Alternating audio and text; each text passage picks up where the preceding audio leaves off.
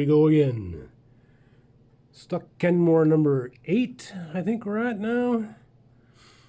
It's a Kenmore Ultra Stitch 10 model 158-135-0280.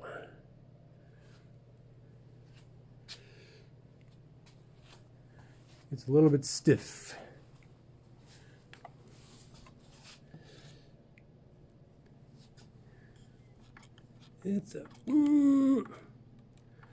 There's a little bit of movement. It's not completely stuck. It's a stiff Kenmore, not a stuck Kenmore. So I'll crack into this thing and see where the problem is. I'm thinking it might be in there. It looks pretty gummy in there, so.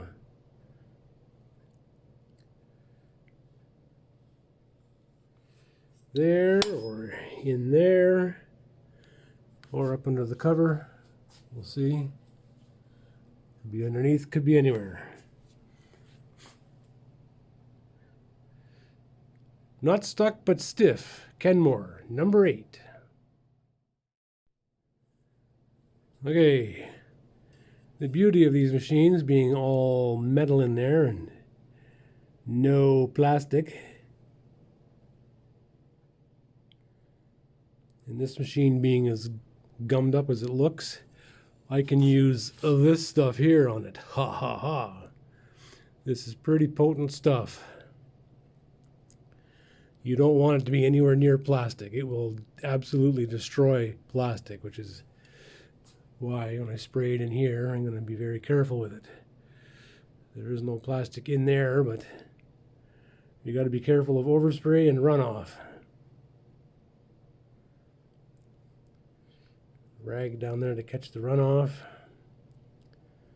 We'll give her a spritz and see if that helps loosen things up a little bit. Here's a peek inside the beast.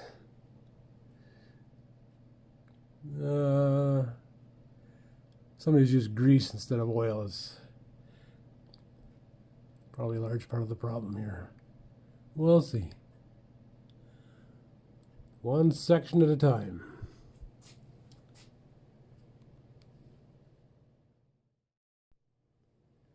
Okay, clean that off in there.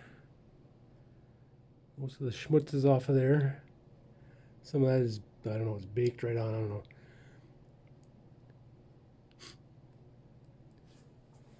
Put some PB Blaster on moving parts instead of WD-40. Everything under here.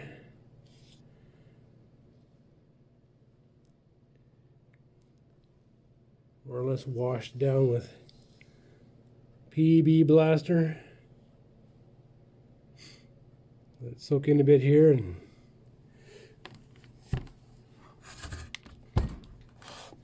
let's give it a whirl.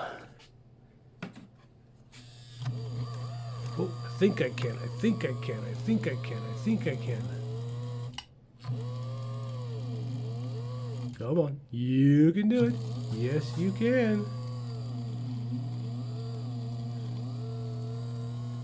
Wow, this sucker is stiff.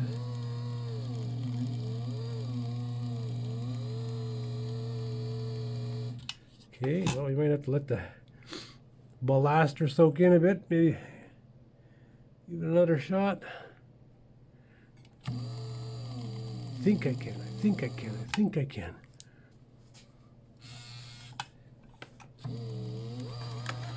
Oh, oh, oh, oh, oh, oh, oh.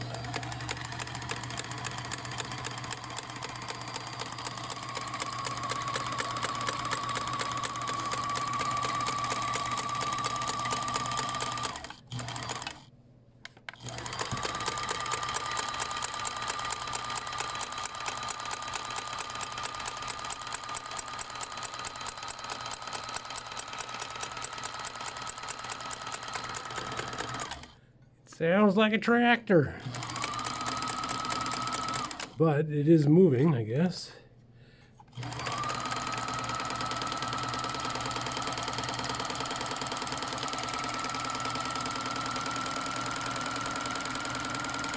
I can hear it gradually speeding up.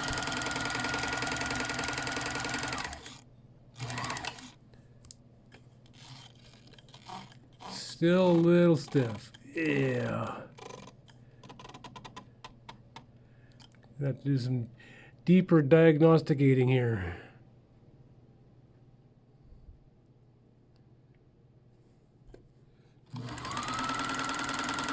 It's moving, but not as good as it should be.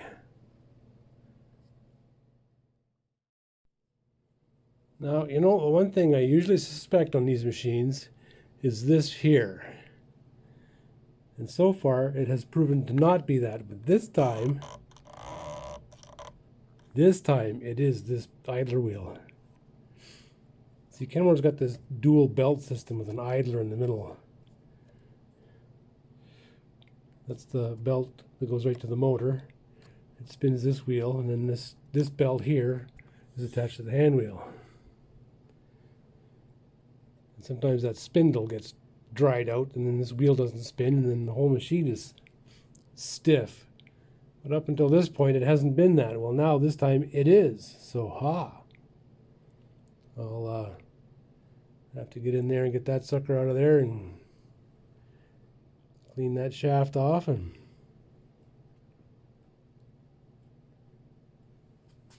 probably solve all the problems.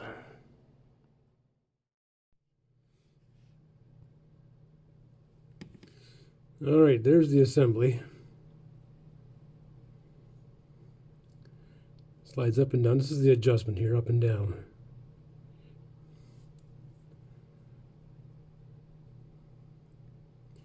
It's got that big E-clip on it here.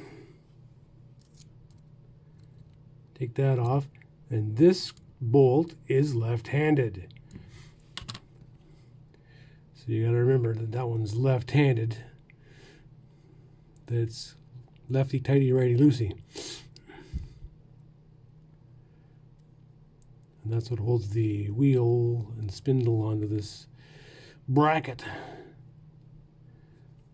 Some of these machines have a spring attached to this bracket as well, so it's self-adjusting, but this machine's not quite that fancy. So we'll get this sucker apart here and see what we can do here. And here it is disassembled.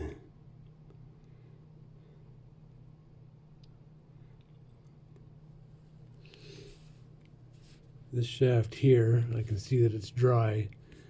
But that is what this spins on. And that's where the underlying issue is. It needs to be cleaned up and greased up, lubed up. And then we can put it all back together and put it back on the machine. And I bet you it'll work just like a charm.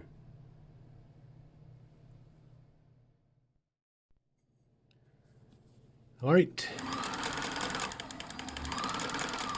Seemed to make a difference. Now I got to figure out what else is stiff and interfering in here, because these machines don't usually sound like a tractor. So I'm going to go through all the pivoting parts here and see.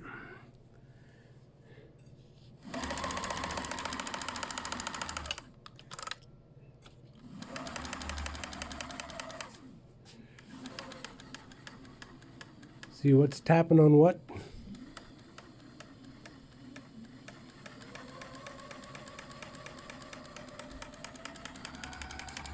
Something up in top here. Let's see if I can track it down and solve it.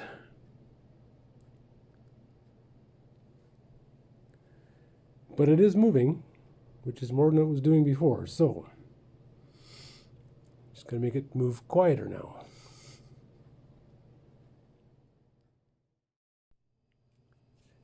And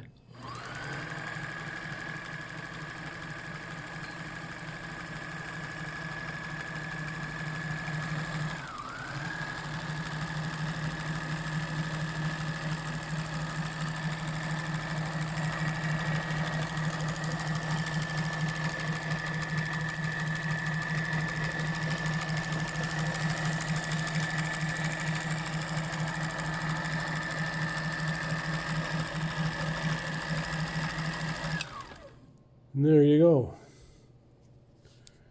One not so stiff, unstuck Kenmore. Button her back up, wipe her down, and call this one done.